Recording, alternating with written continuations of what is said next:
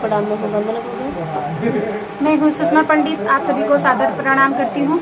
आज मैं आप सबके लिए बहुत ही सुंदर सा कहरवा गीत लेके आई हूँ वंदना जी के साथ।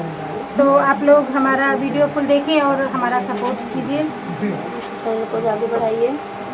गैली अपने राजा जी से हार छोटी ना नदी, गैली अपने राजा जी से हार छोटी ना नदी। जेवन का मांगे हो तो पूड़ी कचौड़ी, जेवन का मांगे हो तो पूड़ी कचौड़ी। ऊपर से चटनी अचार छोटी ना नदी, ऊपर से चटनी अचार छोटी ना नदी। गैली अपने राजा जी से हार छोटी ना नदी।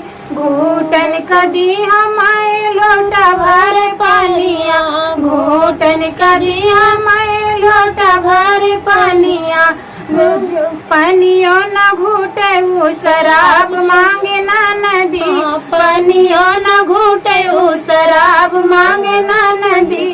गैली अपने राजा जी से हार छोटी ना नदी, गैली अपने राजा जी से हार छोटी ना नदी। लेऊंगा इलायची के बीरा में दी हूँ, लेऊंगा इलायची के बीरा में दी हूँ। बीरियो न पूछे पुकार मांगे ना नदी, बीरियो न पूछे पुकार मांगे ना नदी। गैली अपने राजा जी से हार छोटी ना नदी, गैली अपने राजा जी से हार छोटी ना नदी।